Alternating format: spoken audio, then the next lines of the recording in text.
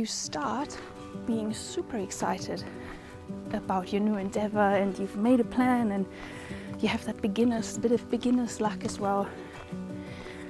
But then you hit a point where just nothing happens, and that's the dip. And that's where most people quit.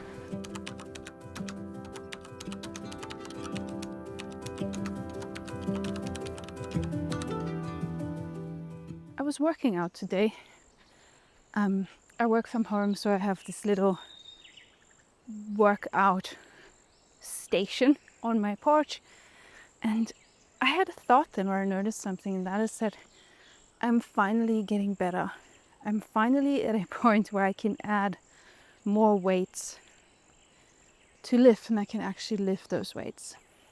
And what I realized then is that I had tried so many times before to get better at lifting weights, and I'd given up. But now that I'm slowly approaching 40, I feel like now these are the years, right? These are the years where I really feel the need to retain as much of my muscle mass, and where I really start to care about bone density and all those sexy topics. And so I realized that this time I was able to push through because I had such a strong why. And that made me think that it's like that with all the things that I have tried, especially all kinds of artistic endeavors that I had. So I have said in a recent video that I was very lost throughout my 20s, and so I tried out all kinds of different things. I knew at some point that I was a storyteller, and for those of you who don't know, I am an author today. By the way, you can get a free story of mine in the description below if you're curious about my writing. So yeah, I tried out a lot of different creative endeavors. I tried painting for a while, all sorts of things. And I gave up with certain things very, very quickly. And I think that was because I just didn't have a strong enough why. You see, I couldn't push through the pain of being a beginner. And I think the only way we're able to push through that is if we have a very strong goal, or something that drives us, a vision of the person we're going to be at the end of this journey. And there's one quote that throughout my life I always come back to, and that is by Ira Glass. And Ira Glass, how gorgeous is this, by the way? Ira Glass talks about that pain of being a beginner, and so he says that he knows nobody who is in pursuit of creative work who didn't have to go through a phase of creating work that's shit, and creating work that is not up to the standard that they would like it to be. And that's where the pain comes from, right? And the pain is actually a good thing, because the pain means that you have good taste. That's what Ira Glass says. You have good taste, and that is what got you into the game, is your good taste. And the frustration comes from realizing that your work isn't yet as good as your taste. Ed Sheeran says a similar thing. He was asked in an interview once, I think the TV host asked something along the lines of, like, he must have been like a Wunderkind, we say in German. He would have been talented from an early age. And Ed Sheeran said, no, actually the opposite. And I found it interesting. He actually had a recording ready to show. Maybe they talked about it before the start of the show, and that's why he had the recording ready. But I like to believe that he sort of keeps it close to revisit his humble beginnings. But So the recording is of him being like 13 or whatever and singing. And he's terrible. He's absolutely terrible. And so Ed Sheeran makes this really strong case for pushing through the suck.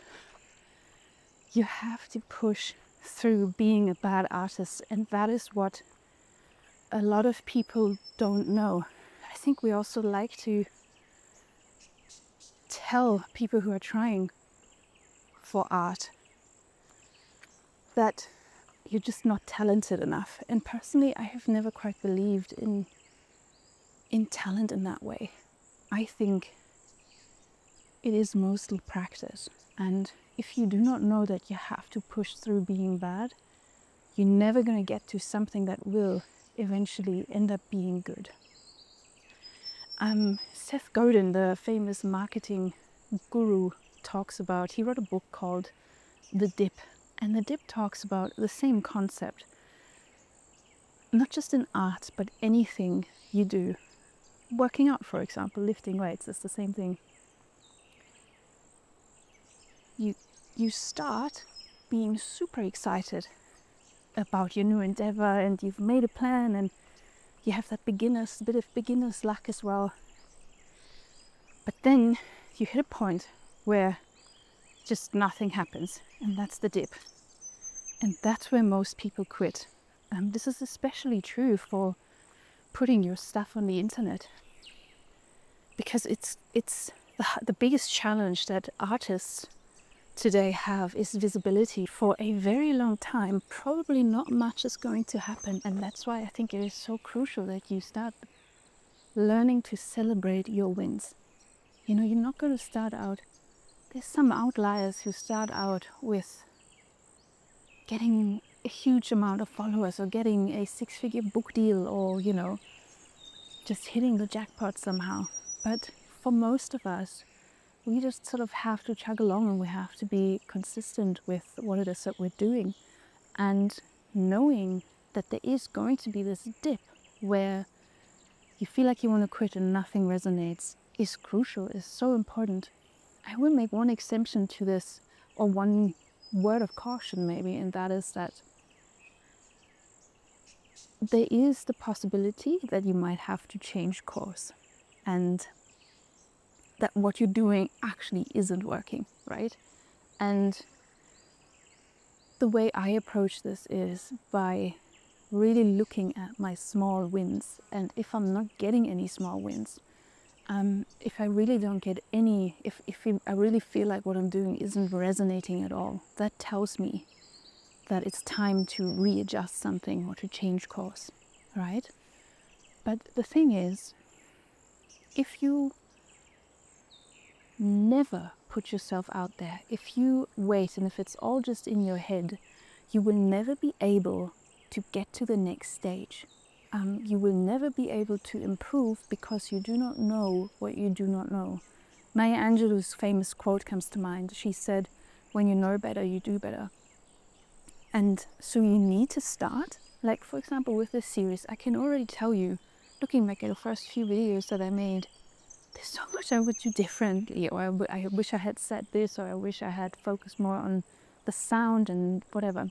So, but I wouldn't have known that had I not started. And I also went into this challenge trying to fix my imposter syndrome, not really knowing why. It was more of a hunch, it was more of a feeling that I had. And now I'm really becoming clear on my message and what it is that I actually want to put out there. Also based on feedback that I get, or based on thoughts that I have as I'm doing this. So I have always found it to be the best idea to get out of my head and to just start. It doesn't need to be perfect, it just needs to be there. Anne Lamott, a famous writer and writing coach, writing guru, said you cannot, I think it was her, I think she was the one saying you cannot edit a blank page. So it's just better to have something on paper and then take it from there. And the same applies to your life. You just need to start. If you have a starting point, you can go from there. And that is how you're going to start to learn. If you never get out of your head, it's never going to get better. And so that's the one thing. And the second thing is go into something knowing your why, ideally. I think it's also fine. Like my watercolor adventure, I enjoyed that for a time and I just realized it wasn't for me. But again, I wouldn't have known had I not started.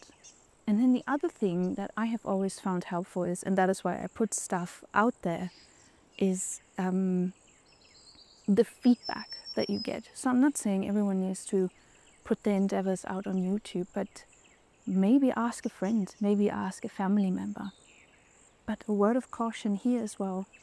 Make sure that whoever you let into your dream world is someone you can trust and someone who's actually open to what it is that you're trying to do. They don't need to be an expert on it, but it needs to be someone who also genuinely wants you to succeed.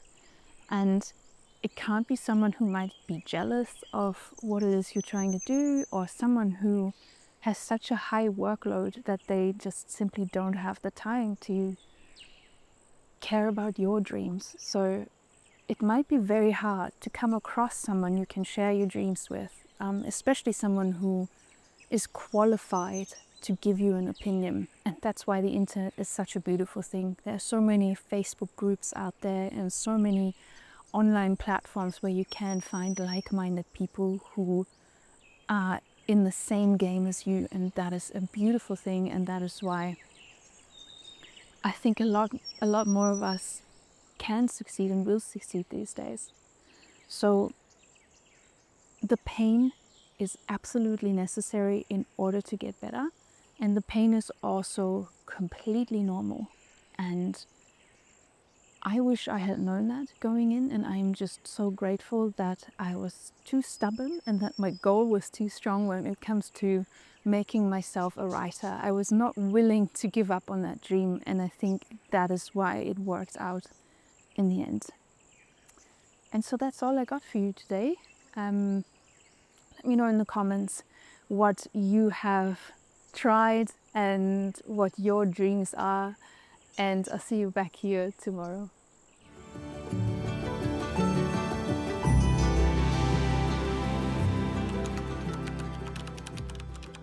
Carl Jung said